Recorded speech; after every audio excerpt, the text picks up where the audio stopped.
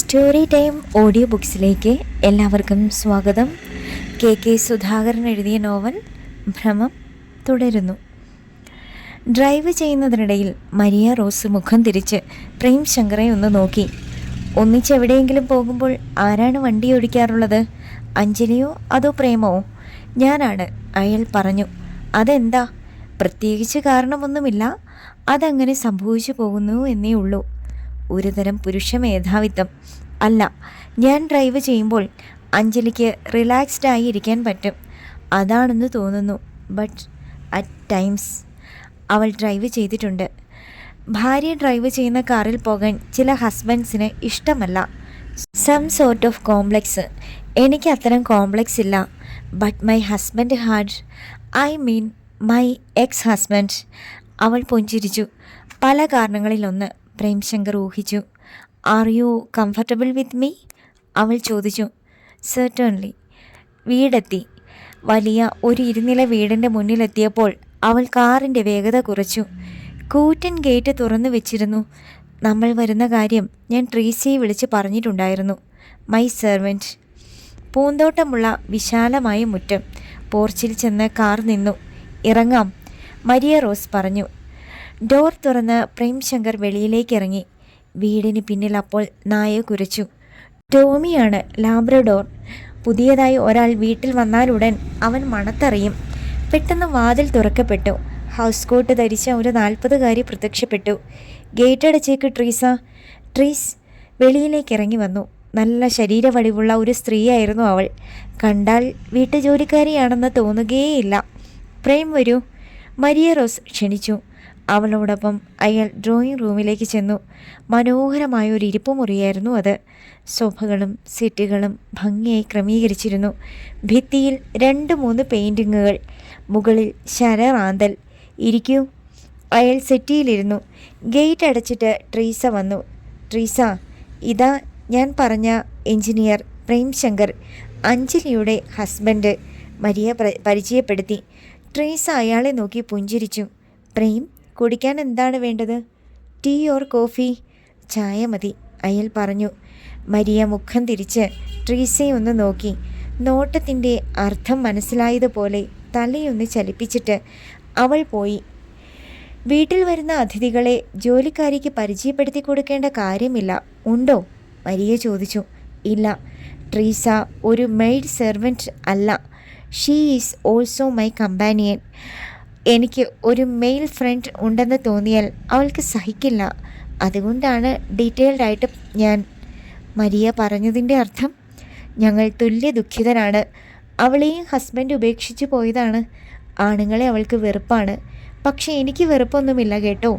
നല്ല കമ്പനി കിട്ടിയാൽ അത് എൻജോയ് ചെയ്യുന്നവളാണ് ഞാൻ. എതിർവശത്തുള്ള സിറ്റിയിൽ അവൾ പിന്നിലേക്ക് ചാരിയിരുന്നിട്ട് വലത് കാലിന്മേൽ ഇടത് കാലെടുത്ത് വെച്ചു. സാരി മാറിപ്പോയ പാദങ്ങൾക്ക് ചുവന്ന തുടുത്ത നിറമായിരുന്നു. കുറച്ച് ദിവസം മുമ്പ് ഞാനും അഞ്ജലിയും തമ്മിൽ ഒരു ബെറ്റ് വെച്ചു. അതേക്കുറിച്ച് വീട്ടിൽ വന്ന് വല്ലതും പറഞ്ഞോ? മരിയ ചോദിച്ചു. ഇല്ല. എന്ത് ബെറ്റ്? അയാൾക്ക് കൗതുകമായി. സത്യത്തിൽ ബെറ്റ് വെച്ചില്ല. വെക്കാം എന്ന് ഞാൻ പറഞ്ഞെങ്കിലും അവൾ ചൂണ്ടയിൽ കൊത്തിയില്ല. അഞ്ജലി അതേക്കുറിച്ചൊന്നും പറഞ്ഞില്ല. പെണ്ണു മനസ്സ് വെച്ചാൽ ഏതാണിനെയും വശത്താക്കാൻ പറ്റുമെന്ന് ഞാൻ പറഞ്ഞു. എല്ലാ ആണുങ്ങളെയും അങ്ങനെ വശത്താക്കാൻ പറ്റില്ലെന്ന് അവൾ വാദിച്ചു. അതെയോ? അയാൾ പുഞ്ചിരിച്ചു. പ്രേമിനെ അവൾക്ക് നല്ല വിശ്വാസമാണ്. അവളെ ഒന്ന് പ്രവോക്ക് ചെയ്യാൻ വേണ്ടി ഞാൻ പറഞ്ഞു. 2 മാസത്തെ സമയം തരാമെങ്കിൽ ഞാൻ. ബാക്കി പറയാതെ മരിയ പൊട്ടിച്ചിരിച്ചു. അയാൾ അത്ഭുതഭാവത്തിൽ അവളെ നോക്കി. Are you sure you will be A loyal husband? Yes. അയാൾക്ക് ആലോചിക്കേണ്ടി വന്നില്ല. ഓൾവേസ്? എവർ? മറുപടി പറയാൻ അയാൾ ഒന്ന് മടിച്ചു. അത് കണ്ട് അവൾ ഒന്ന് ചിരിച്ചു. വേണ്ട, I do not expect an answer. വെറുതെ ചോദിച്ചെന്നേ ഉള്ളൂ. പെട്ടെന്ന് ട്രീസ ഡോർ കർട്ടൻ വകഞ്ഞു മാറ്റി വന്നു. വരൂ പ്രേം, ചായ കുടിക്കാം. മരിയ അയാളെ ഡൈനിങ് റൂമിലേക്ക് ആനയിച്ചു. മേശപ്പുറത്ത് ഒരു പോർസലൈൻ ജഗ്ഗിൽ ചായ വെച്ചിട്ടുണ്ടായിരുന്നു. തൊട്ടടുത്ത് കപ്പും സോസറും. പ്ലേറ്റുകളിൽ പ്ലം കേക്കിൻ്റെ കഷ്ണങ്ങളും അണ്ടിപ്പരിപ്പും ചെറുതായി നുറുക്കിയ ആപ്പിളും. ഇരിക്കൂ. മരിയ 2 കപ്പുകളിൽ ചായ പകർന്നു. ഒന്ന് പ്രേം ശങ്കറിന് കൊടുത്തു. അയാൾ അത് അല്പം രുചിച്ചു. നല്ല രുചിയുള്ള ചായ. കേക്ക് കഴിക്കൂ. അയാൾ ഒരു കഷ്ണം കേക്ക് എടുത്തു. പ്രേമിന് ഇനി ഓഫീസിലേക്ക് പോകണമല്ലോ. അല്ലായിരുന്നെങ്കിൽ ഹോട്ട് എന്തെങ്കിലും ഞാൻ തന്നേനെ, മരിയ പറഞ്ഞു. ഇവിടെ ആരാണ് ഹോട്ട് കഴിക്കുന്നത്? ഓപ്പൺ ചെയ്യാത്ത ഒരു കുപ്പി സ്കോച്ച് ഇരിപ്പുണ്ട്. എൻ്റെ ഒരു കൂട്ടുകാരി അബുദാബിയിൽ നിന്ന് വന്നപ്പോൾ കൊണ്ടുവന്ന് തന്നതാണ്. അവളവിടെ ഡോക്ടറാണ്. ഞാൻ വല്ലപ്പോഴും കഴിക്കും എന്ന് അവൾക്കറിയാം. പ്രേം കഴിക്കാറില്ലേ? വല്ലപ്പോഴും. ഞാൻ വോഡ്ക മാത്രം. അത്താഴത്തിന് മുമ്പ്. ട്രീസയ്ക്കും ഇഷ്ടമാണ്. പ്രേം ശങ്കർ വാച്ചിൽ നോക്കി. പോകാറായി അല്ലേ? എനിക്കും കോളേജിലേക്ക് പോകണം. ഐ വാസ് ഫ്രീ ദിസ് അവർ. അതുകൊണ്ടാണ് വരാൻ പറ്റിയത്. നമുക്ക് പോകാം. ചായ കുടിച്ചിട്ട് അവൾ എഴുന്നേറ്റു. റോഡിൻ്റെ പണി പൂർത്തിയായി കഴിയുമ്പോൾ പ്രേമിന് ഞാനൊരു പാർട്ടി തരും.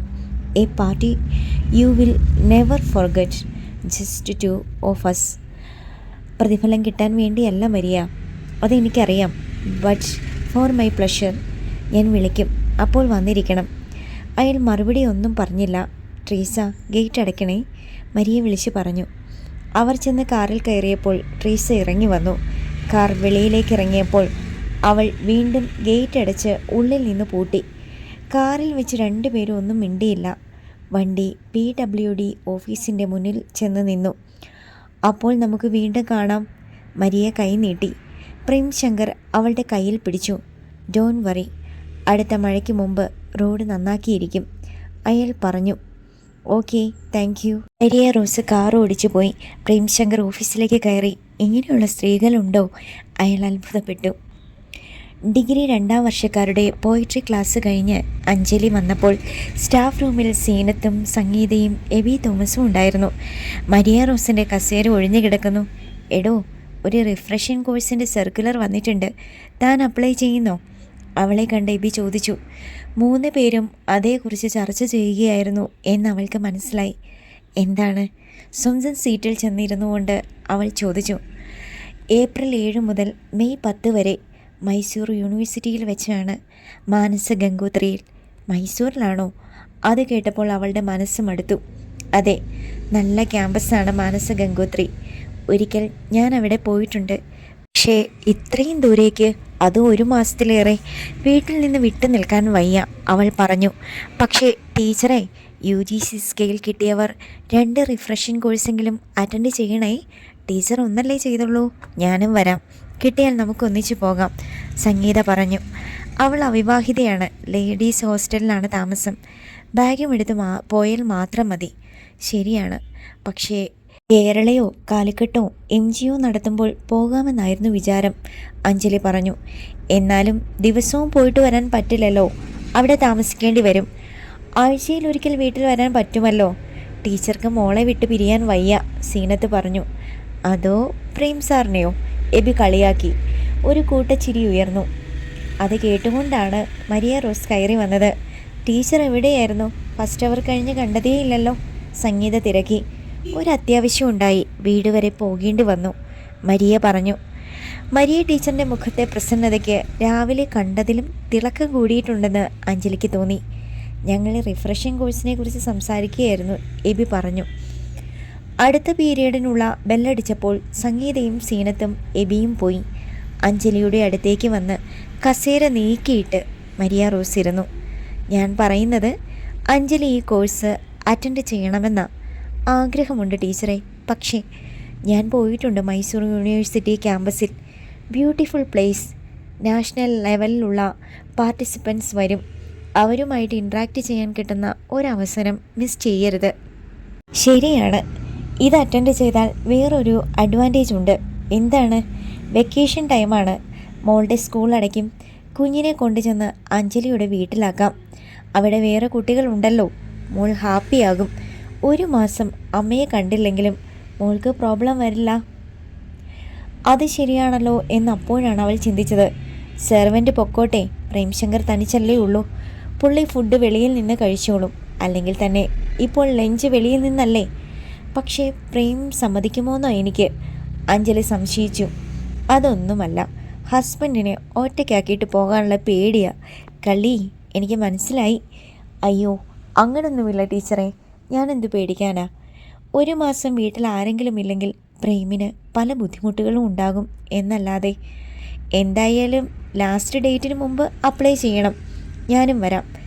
അഞ്ജലിയും ഉണ്ടെങ്കിൽ എനിക്കൊരു കമ്പനിയുമായി, മരിയ പറഞ്ഞു. ടീച്ചർ വരുന്നുണ്ടോ? പുതിയ ഒരു താല്പര്യത്തോടെ അഞ്ജലി ചോദിച്ചു. ഞാൻ 2 കോഴ്സ് ഓൾറെഡി ചെയ്തിട്ടുണ്ട്. ഒന്നുകൂടി അറ്റൻഡ് ചെയ്യുന്നതിൽ ഒരു കുഴപ്പവുമില്ല, ചിരിച്ചുകൊണ്ട് മരിയ പറഞ്ഞു.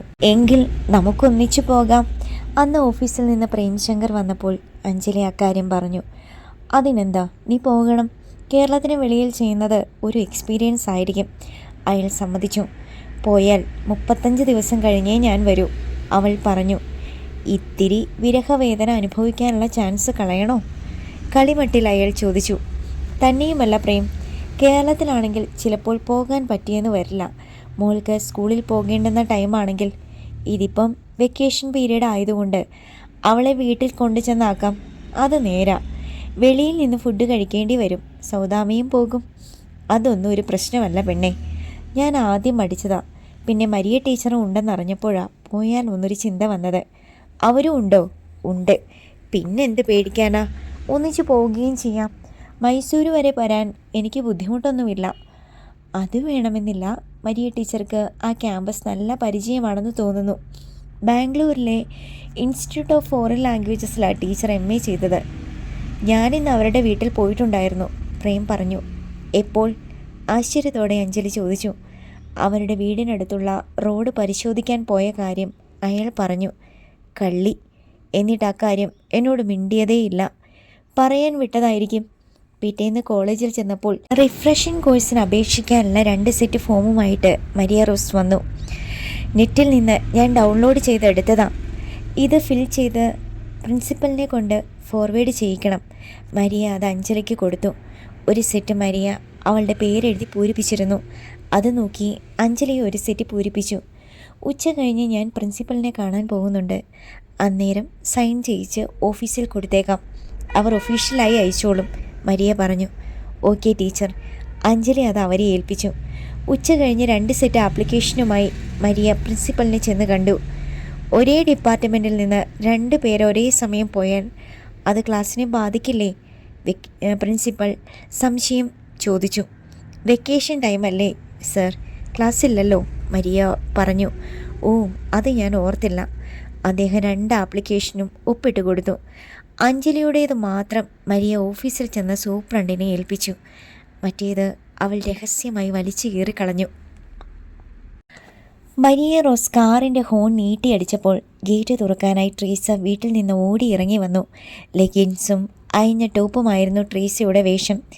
ഗേറ്റ് തുറന്ന് കിട്ടിയപ്പോൾ മരിയ ഉള്ളിലേക്ക് കാർ ഓടിച്ചു കയറ്റി. ഗേറ്റ് വീണ്ടും അടച്ചിട്ട് ട്രീസ വന്നു. മരിയ അവളെ നോക്കിയൊന്ന് പുഞ്ചിരിച്ചു. ഇന്ന് ഏതോ കോൾ അടിച്ച ലക്ഷണമുണ്ടല്ലോ, ആ ചിരി കണ്ട് ട്രീസ പറഞ്ഞു. എന്തു കോള്? മനസ്സിലാകാത്ത മട്ടിൽ മരിയ ചോദിച്ചു. അത് ടീച്ചർക്കല്ലേ അറിയൂ. പോടി. കള്ളച്ചിരിയോടെ മരിയ വീട്ടിലേക്ക് കയറി. ട്രീസ പിന്നാലെ ചെന്നു. ഇന്ന് കട്ട്ലറ്റ് ആയാലോ? അവൾ ചോദിച്ചു. മതി, 3 എണ്ണം. ഒരു മൂളിപ്പാട്ടോടെ ട്രീസ കിച്ചണിലേക്ക് പോയി. മരിയ ബെഡ്റൂമിൽ ചെന്ന് ബാഗിൽ വെച്ചിട്ട് സാരിയും ബ്ലൗസും അഴിച്ചു മാറ്റിയിട്ട് വാർഡ്രോബിൽ പതിച്ചിട്ടുള്ള ഫുൾ വ്യൂ മിററിൽ നോക്കി ഒന്ന് പുഞ്ചിരിച്ചു. നിലക്കണ്ണാടിയിൽ കണ്ട പ്രതിബിംബം അവളെ സന്തോഷിപ്പിക്കുകയും തൃപ്തിപ്പെടുത്തുകയും ചെയ്തു. ഇനിയും ഒരു അംഗത്തിന് യൗവനമുണ്ട്. അവൾ ഡൈനിങ് റൂമിൽ ചെന്നപ്പോൾ ഒരു പ്ലേറ്റിൽ 4-5 ചൂടുമാറാത്ത കട്ട്ലറ്റുമായി ട്രീസ വന്നു. അവൾ അത് ടേബിളിൽ വെച്ചിട്ട് 2 കപ്പ് കാപ്പിയുമായി തിരിച്ചെത്തി. മരിയയുടെ അടുത്തേക്ക് അവൾ ടൊമാറ്റോ സോസിൻ്റെ കുപ്പി നീക്കി വെച്ചു കൊടുത്തു. തുടച്ച് വൃത്തിയാക്കിയ നൈഫും പോർക്കും. ഇന്ന് പോസ്റ്റുണ്ടായിരുന്നു, കൊണ്ടുവാ, മരിയ പറഞ്ഞു. TV സ്റ്റാൻഡിൽ വെച്ചിരുന്ന കവറുകൾ എടുത്തുകൊണ്ടുവന്ന് ട്രീസ അവൾക്ക് കൊടുത്തു. നീയും ഇരിക്കെ. മറ്റൊരു പ്ലേറ്റിലേക്ക് 2 കട്ട്ലറ്റ് എടുത്ത് അവൾ ട്രീസയ്ക്ക് കൊടുത്തു. കാപ്പി കുടിക്കുന്നതിനിടയിലാണ് മരിയ കവറുകൾ ഓരോന്നായി തുറന്ന് പരിശോധിച്ചത്. യൂണിവേഴ്സിറ്റിയിൽ നിന്ന് അടുത്ത ബോർഡ് ഓഫ് സ്റ്റഡീസിൻ്റെ മീറ്റിങ്ങിൽ പങ്കെടുക്കാനുള്ള അറിയിപ്പായിരുന്നു ആദ്യത്തേത്. ഒരു പുസ്തക പ്രകാശനത്തിൻ്റെ ക്ഷണക്കത്തായിരുന്നു രണ്ടാമത്തേത്. മൂന്നാമത്തേത് ഒരു വിവാഹ ക്ഷണക്കത്ത്. പ്രശാന്ത് വെഡ്സ് സംഗീത ആരാണെന്നറിയില്ല. പ്രശാന്ത് എന്ന പേരിൽ ഒരു പഴയ MA സ്റ്റുഡൻ്റ് ഉണ്ടായിരുന്നു. അവൾ കവർ തുറന്നു നോക്കി. ടീച്ചർ നിശ്ചയമായി വരണം. ഒന്ന് കാണാൻ ആഗ്രഹമുണ്ട്. പ്രശാന്ത് നീലമഷിയിൽ എഴുതി ചേർത്തിരിക്കുന്നു. അവൾ ഒന്ന് ഊറിച്ചിരിച്ചു. പോകുന്നില്ല, ഒരു ഗ്രീറ്റിംഗ്സ് അയക്കണം. ഇന്ന് ഗ്യാസ് കൊണ്ടുവന്നു, ട്രീസ പറഞ്ഞു. ഓ, ഇത്തവണ ആ ബംഗാളിയായിരുന്നോ? മരിയ ചോദിച്ചു. ഗ്യാസ് സിലിണ്ടർ ബുക്ക് ചെയ്തിട്ട് 2 ആഴ്ച കഴിഞ്ഞിരുന്നു. അല്ല, വേറൊരുത്തൻ. കണ്ണെടുക്കാതായിരുന്നു അവൻ്റെ നോട്ടം. എനിക്കിഷ്ടപ്പെട്ടില്ല. അതെന്താ? കൗതുകത്തോടെ മരിയ ചോദിച്ചു. കാണാൻ ഒരു വർക്കത്തുമില്ലായിരുന്നു അവൻ. മരിയ പൊട്ടിച്ചിരിച്ചു. അപ്പോൾ അതാണ് കാര്യം. വീടിൻ്റെ പിന്നിൽ കിച്ചനോട് ചേർന്നാണ് ഗ്രില്ലിട്ട് സുരക്ഷിതമാക്കിയ വർക്ക് ഏരിയ. സിലിണ്ടർ അവിടെ കൊണ്ട് ചെന്ന് വെച്ചിട്ട് ഒഴിഞ്ഞത് എടുത്തുകൊണ്ട് പോയിക്കോളും. വാതിൽ തുറക്കുകയില്ല. ജനാലയിലൂടെ പണം കൊടുക്കും. കാപ്പി കുടിച്ചു കഴിഞ്ഞ് മരിയ മുറ്റത്തേക്കിറങ്ങി. അവൾക്ക് കുറച്ച് റോസാ ചെടികളുണ്ട്. കോളേജിൽ നിന്ന് വന്നു കഴിഞ്ഞാൽ 1 മണിക്കൂർ നേരം അതിൻ്റെ പരിചരണമാണ്. സന്ധ്യ കഴിഞ്ഞിട്ടാണ് അവൾ കുളിച്ചത്. മുടിയിൽ ഷാമ്പൂ പുരട്ടി ഷവറിൻ്റെ ചുവട്ടിൽ നിന്ന് ചെറുമഴയുടെ കുളിരിൽ മയങ്ങി. നന്നായി ഉണക്കിയെടുത്ത സിൽക്ക് നാരുകൾ പോലെയുള്ള മുടി ചീകിയിട്ട് അവൾ സ്വതന്ത്രമായി വിട്ടു. അത് അവളുടെ ചുമലുകളെ ചുംബിച്ചൊഴുകിക്കിടന്നു. ഫ്രില്ലുകൾ വെച്ച നേർത്ത നൈറ്റ് ഗൗണാണ് അവൾ ധരിച്ചത്. കിച്ചണിലേക്ക് ചെന്നപ്പോൾ ട്രീസ ഓംലെറ്റും ബ്രെഡ് റോസ്റ്റും ഉണ്ടാക്കി കഴിഞ്ഞിരുന്നു. പാലാണോ കുടിക്കുന്നത്? അവളെ കണ്ട് ട്രീസ ചോദിച്ചു. ഇന്ന് പാലല്ല കുടിക്കുന്നത്. ട്രീസ അവളെ ഒന്ന് നോക്കി. ഇന്ന് നല്ല മൂഡിലാണല്ലോ. മരിയ പുഞ്ചിരിച്ചു. അവൾ ഡ്രോയിങ് റൂമിലെ സോഫയിലിരുന്ന് സ്റ്റാർ മൂവീസിൽ ഒരു വെസ്റ്റേൺ കണ്ടുകൊണ്ടിരിക്കുമ്പോൾ ഒരു ട്രേയിൽ ഓട്കയുടെ കുപ്പിയും വൈൻ ഗ്ലാസും ലൈം കോർഡിയലുമായി ട്രീസ വന്നു. ട്രേ ടീപ്പോയിൽ വെച്ചിട്ട് അവൾ നിലത്ത് മുട്ടുകുത്തി നിന്നുകൊണ്ട് ഗ്ലാസ്സിലേക്ക് അല്പം വോഡ്ക പകർന്ന് ലൈം കോർഡിയൽ നിറച്ചു. എന്നിട്ട് അവൾ ഗ്ലാസ് എടുത്ത് മരിയയ്ക്ക് നീട്ടി. നിനക്ക് വേണ്ടേ? ഒരു കവൾ കൂടി കുടിച്ചിട്ട് മരിയ ചോദിച്ചു. ഇന്ന് പിടിച്ചു നിൽക്കണമെങ്കിൽ എനിക്കിത് പോരാ, ബ്രാൻഡി തന്നെ വേണം. ഒന്ന് അമർത്തി ചിരിച്ചിട്ട് ട്രീസ എഴുന്നേറ്റ് പോയി. ഉടൻ തന്നെ ഐസുകളിട്ട ബ്രാൻഡിയുമായി വന്നു. അവൾ എതിർവശത്ത് സെറ്റിയിലിരുന്നു. 2 പേരും ടി വിയിൽ നോക്കി അല്പനേരം നിശബ്ദമായിരുന്നു. ഗ്ലാസുകൾ മുക്കാലും ഒഴിഞ്ഞു. ഞാൻ പറയട്ടെ? പെട്ടെന്ന് ട്രീസ ചോദിച്ചു. ആ സാറല്ലേ ഞാൻ പറഞ്ഞ കോള്? ഏത് സാർ? ഇവിടെ വന്ന എഞ്ചിനീയർ. മിടുക്കി. കുറേ നാളായി. എനിക്കറിയില്ലേ റോസിനെ? അവൾ എഴുന്നേറ്റ് വന്ന മരിയയുടെ അടുത്തിരുന്നു. മരിയ അവളുടെ കൈയെടുത്ത് തലോടി. ഒരു 3 മാസം. അത്രയും വേണോ? വേണം. അപ്പോൾ വെക്കേഷൻ തുടങ്ങും. മരിയ പറഞ്ഞതിൻ്റെ അർത്ഥം ട്രീസയ്ക്ക് മനസ്സിലായില്ല. വെക്കേഷനോ? അതുവരെ പോണോ? പോണം. കോളേജ് അടയ്ക്കണം. ഓരോന്നിനും ഓരോ സമയം വരണം ട്രീസ. ശരിയാ റോസ്, എനിക്കറിയാം. ഒരെണ്ണം കൂടി വേണോ? ട്രീസ ഒഴിഞ്ഞ ഗ്ലാസ് വാങ്ങി വീണ്ടും ഓട്ക നിറച്ചു. രാത്രിയിൽ ഭക്ഷണം കഴിച്ചു കഴിഞ്ഞ് പ്ലേറ്റുകൾ കഴുകി വയ്ക്കുകയായിരുന്നു അഞ്ജലിയും സൗദാമിനിയമ്മയും. അപ്പോഴാണ് അവളുടെ മൊബൈലിൽ ഒരു കോൾ വന്നത്. അവൾ ചെന്ന് എടുത്തു നോക്കിയപ്പോൾ അച്ഛനാണ് വിളിക്കുന്നത്. അച്ഛാ. അവൾ കോൾ എടുത്തു. മോളെ, ഞാൻ ഗുരുവായൂരിന്നാണ് വിളിക്കുന്നത്. നാളെ രാവിലെ ഇവിടുന്ന് തിരിക്കും. ഇന്നലെ അമ്മ വിളിച്ചപ്പോൾ പറഞ്ഞിരുന്നു. ഊണിനും ഉണ്ടാവുമോ എല്ലാവരും? അവൾ ചോദിച്ചു. ഇല്ല മോളെ, ഞങ്ങൾ ഇവിടുന്ന് ബ്രേക്ക്ഫാസ്റ്റ് കഴിഞ്ഞിട്ടേ ഇറങ്ങും. ഉച്ച കഴിയും അവിടെ വരാൻ. ഞങ്ങൾക്ക് വേണ്ടി ഒന്നും പ്രത്യേകിച്ച് ഉണ്ടാക്കണ്ട, രാമചന്ദ്രൻ പറഞ്ഞു. പഞ്ചവടിയിലെ വേണുഗോപാലൻ ചിറ്റപ്പൻ്റെ കാറിലാണ് 2 പേരും പോയിരിക്കുന്നത്. ക്ഷേത്ര ദർശനമാണ് ഇപ്പോൾ ചിറ്റപ്പൻ്റെയും കുഞ്ഞമ്മയുടെയും പ്രധാന പരിപാടി. ഇഷ്ടം പോലെ കാശുണ്ട്, വേറെ പണിയേ. മധുമോൾ ഉറങ്ങിയോ? ഇല്ല അച്ഛാ, പ്രേമിൻ്റെ അടുത്തുണ്ട്. പ്രേമിനെ ഞാൻ വിളിച്ചില്ല, നീ പറഞ്ഞാൽ മതി. ശരി അച്ഛാ. അച്ഛനാണ് വിളിച്ചതെന്ന് സൗദാമിനി അമ്മയ്ക്ക് മനസ്സിലായി. ഇവിടെ വന്ന് ഉച്ചയ്ക്ക് ഉണ്ണാമെന്ന് പറയാമായിരുന്നില്ലേ മോളെ? അവർ ചോദിച്ചു. അച്ഛനും അമ്മയും മാത്രമല്ല, വേറെ 2-3 പേർ കൂടിയുണ്ട്. അതായിരിക്കും അച്ഛൻ മടിച്ചത്, അവൾ പറഞ്ഞു. അടുക്കളയിലെ ജോലികൾ തീർത്ത് അവൾ ചെന്നപ്പോഴേക്ക് പ്രേംശങ്കറിൻ്റെ മടിയിൽ കിടന്ന് മധുമതി ഉറങ്ങിക്കഴിഞ്ഞിരുന്നു. ബെഡ് വിരിക്കെ, ഞാൻ മോളെയും കൊണ്ടുവരാം. അവൾ മധുമതിയുടെ മുറിയിൽ ചെന്ന് കിടക്ക വിരിച്ചു. പ്രേം കുഞ്ഞിനെ കൊണ്ടുവന്ന് കിടത്തി. അവർ അല്പനേരം അവിടെ ഇരുന്നു. അച്ഛൻ കുറച്ചു മുമ്പ് വിളിച്ചിരുന്നു. ഗുരുവായൂർ നിന്ന് നാളെ ഇവിടെ വന്നിട്ടേ പോകൂ. എന്താണ് കൂട്ടുകൂടിയൊരു യാത്ര? പ്രേം ചോദിച്ചു. ചിറ്റപ്പനും കുഞ്ഞമ്മയും പോകാൻ പ്ലാൻ ചെയ്തപ്പോൾ ക്ഷണിച്ചതാ. അപ്പോൾ ആരാ ഡ്രൈവ് ചെയ്യുന്നത്? ചിറ്റപ്പൻ്റെ മരുമോനാണെന്നാ പറഞ്ഞത്. ദിനേശൻ ചേട്ടൻ കുറേ കാലമായി ഗൾഫിലായിരുന്നു. നമ്മുടെ കല്യാണ സമയത്ത് നാട്ടിലില്ല. സൗദിയിൽ നിന്ന് വന്ന് ഇപ്പോൾ ഇവിടെ ഏതോ ബിസിനസ്സൊക്കെ ചെയ്യുവാണെന്ന് അമ്മ പറഞ്ഞത്. അവർ അല്പനേരം നിശബ്ദരായിരുന്നു. വാ, നമുക്ക് പോയി കിടക്കാം. ഷീറ്റെടുത്ത് മധുമതിയെ പുതപ്പിച്ച് അവളുടെ നെറ്റിയിൽ ഒരു ഉമ്മയും കൊടുത്ത് അഞ്ജലി ലൈറ്റ് അണച്ചു. അവർ ബെഡ്റൂമിലേക്ക് പോയി. നമുക്കൊരു ദിവസം ഗുരുവായൂരിൽ പോയാലോ? അവൾ ചോദിച്ചു. എന്താ ഇപ്പോൾ അങ്ങനെയൊരു ആഗ്രഹം? അച്ഛനും അമ്മയും പോയതുകൊണ്ടാണോ? അല്ല പ്രേം, കുറേ ദിവസം കൊണ്ട് ചിന്തിക്കുന്നതാ. ഗുരുവായൂർക്ക് തന്നെ പോകണമെന്നില്ല. മൂന്നാറിലേക്കോ കന്യാകുമാരിയിലേക്കോ അല്ലെങ്കിൽ മൂകാംബിയിലേക്കോ പോയാലും മതി.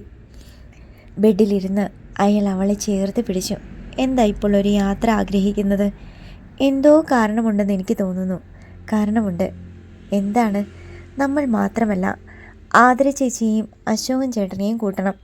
യാത്ര പോകാൻ ചേച്ചിക്ക് നല്ല ആഗ്രഹമുണ്ട്. പക്ഷേ ചേട്ടൻ കൊണ്ടുപോകാറില്ല. അവളുടെ വാക്കുകളിലെ വേദന അയാൾക്കറിയാൻ കഴിഞ്ഞു. ഇഷ്ടക്കുറവ് കൊണ്ടൊന്നുമല്ല, അശോകൻ ചേട്ടൻ മടിയനാണ്. ഡ്രൈവറെ അറേഞ്ച് ചെയ്യാനും ഹോട്ടൽ ബുക്ക് ചെയ്യാനും ട്രാവൽ പ്ലാൻ ചെയ്യാനും എബോവ് ഓൾ ഉത്തരവാദിത്തം ഏറ്റെടുക്കാനും. പ്രേംശങ്കർ മിണ്ടിയില്ല. അശോകേട്ടനെ വിളിച്ച് പ്രേം സംസാരിക്കണം, വരാൻ നിർബന്ധിക്കണം, എങ്ങനെയെങ്കിലും കൊണ്ടുപോകണം. 1-2 ദിവസത്തെ ഔട്ടിങ്. എന്താ, പറ്റില്ലേ?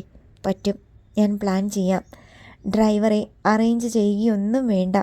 നമുക്ക് മാറി മാറി വണ്ടി ഓടിക്കാം. നമ്മുടെ പ്രൈവസി എന്തിനാ വെറുതെ? അയാൾ പറഞ്ഞു. അതാ നല്ലത്. എത്രയും വേഗം വേണം. ഒരു കുഴപ്പമേ ഉള്ളൂ, എവിടെ പോയാലും അശോകൻ ചേട്ടൻ ഡ്രിങ്ക്സ് കഴിക്കും. കഴിച്ചോട്ടെ, ഓവറാകാതിരുന്നാൽ മതി. ചേട്ടന് ഞാൻ കമ്പനി കൊടുക്കേണ്ടി വരും. കൊടുത്തോ? പക്ഷേ സന്ധ്യ കഴിഞ്ഞ് മാത്രം. പകൽ ഡ്രൈവ് ചെയ്താൽ മതി. എഗ്രീഡ്. നമുക്ക് ആദ്യം മൂന്നാറിലേക്ക് പോകാം, പ്രേംശങ്കർ പറഞ്ഞു. അഞ്ജലി അയാളെ കെട്ടിപ്പിടിച്ച് ഉമ്മ വെച്ചു. പിറ്റേന്ന് ഞായർ ഉച്ച കഴിഞ്ഞപ്പോൾ ഒരു വലിയ കാർ ഗേറ്റ് കടന്നു വന്നു.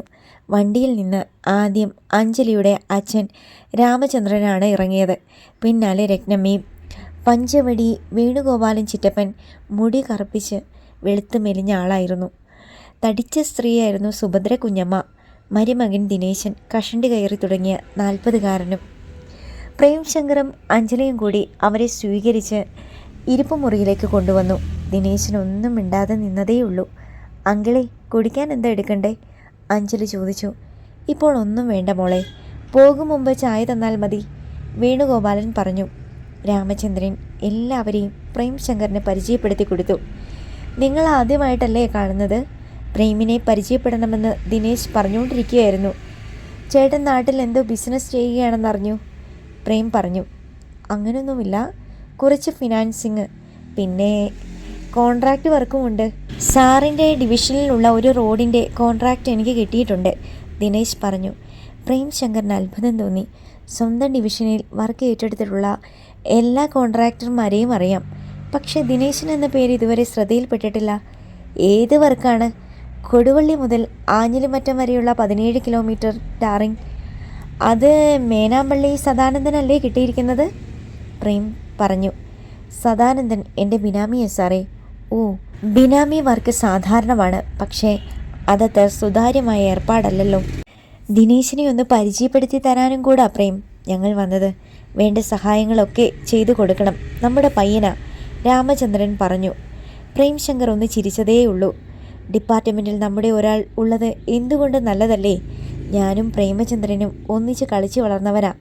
ആ സ്നേഹവും അടുപ്പവും ഈ നിമിഷം വരെയുണ്ട്, വേണുഗോപാൽ പറഞ്ഞു. ചായ കുടിച്ചു കഴിഞ്ഞാണ് അവർ പോയത്. പക്ഷേ അവരുടെ സന്ദർശനം അത്ര സുഖകരമായി അനുഭവപ്പെട്ടില്ല പ്രേംശങ്കറിന്. ആവശ്യമില്ലാത്ത ബാധ്യതകൾ ഏറ്റെടുക്കാൻ അയാൾ തയ്യാറായിരുന്നില്ല. പിറ്റേന്ന് ഓഫീസിലിരിക്കുമ്പോൾ പരിചയമില്ലാത്ത നമ്പറിൽ നിന്ന് പ്രേംശങ്കറിനൊരു കോൾ വന്നു. ഹലോ. അയാൾ അതെടുത്തു. പ്രേം അങ്കിളല്ലേ? ഒരു പെൺകുട്ടിയുടെ പ്രസന്നമായ സ്വരം ചോദിച്ചു.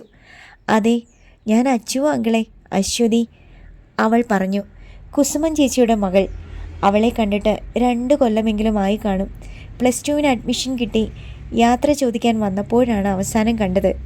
എന്താ അച്ചു, നീ എവിടെയാണിപ്പോൾ? ഹോസ്റ്റലിലെ അങ്കിളെ. ഡാഡിയും മമ്മിയും ലാൻഡ് ചെയ്തില്ലല്ലോ, അതുവരെ ഇവിടെ തടവില്ല. നിന്റെ എക്സാം കഴിഞ്ഞോ? ഇന്നലെ കൊണ്ട് തീർത്തു. നേരെ അങ്കിളിൻ്റെ വീട്ടിലേക്ക് വന്നാലോ എന്ന് ആലോചിച്ചതാ. ഈ ആഴ്ച ഒടുവിൽ അവർ വരുമല്ലോ, അതുവരെ അങ്കിളിൻ്റെ വീട്ടിൽ അടിച്ചു പൊളിക്കാമെന്ന്. പക്ഷേ ഡാഡിയും മമ്മിയും സമ്മതിച്ചില്ല. അത് കഷ്ടമായി പോയല്ലോ. അവർ അല്പനേരം സംസാരിച്ചു. മമ്മി ഇനി തിരിച്ചു പോകുന്നില്ല, അത് ഞാൻ അറിഞ്ഞു. അന്ന് തന്നെ മമ്മിക്ക് പോകാൻ ഇഷ്ടമില്ലായിരുന്നു. പക്ഷേ ഡാഡിയുടെ നിർബന്ധം കൊണ്ട് പോയതാ. ഇനി പോകത്തില്ല. കാരണം അറിയാവോ? ഇല്ല. I suspect she has some secret intentions. അവൾ പെട്ടെന്ന് ഇംഗ്ലീഷിലേക്ക് മാറി. Secret intentions? അയാൾക്ക് മനസ്സിലായില്ല. Yes, I believe. ഇപ്പോൾ ചോദിക്കരുത്. I won't tell you. അവൾ വീണ്ടും പൊട്ടിച്ചിരിച്ചു. അടുത്ത ഭാഗം നാളെ. പ്രിയപ്പെട്ട ശ്രോതാക്കളെ, 1 മാസത്തോളമുള്ള ഇടവേളയ്ക്ക് ശേഷമാണ് ഞാനിന്ന് നിങ്ങളുടെ മുന്നിലേക്ക് എത്തുന്നത്. നിങ്ങളുടെ സ്നേഹാന്വേഷണങ്ങൾക്കും പ്രാർത്ഥനകൾക്കും നന്ദി. നിങ്ങളിൽ കുറച്ചു പേർക്കെങ്കിലും അറിയാമായിരിക്കും, ചില അസുഖങ്ങൾക്കുള്ള ട്രീറ്റ്മെൻറ്റിലാണ് ഞാൻ. ഒരു രോഗിയായിരിക്കാൻ ഒട്ടും ഇഷ്ടപ്പെടാത്ത ഒരാളാണ് ഞാൻ. പക്ഷേ ഒരു 5 വർഷത്തോളമായിട്ട് ഞാൻ അതിലൂടെ തന്നെ കടന്നു പോയിക്കൊണ്ടിരിക്കുകയാണ്. ആദ്യം രോഗം എന്നെ ഒരു മുറിയിൽ തളച്ചിട്ടു.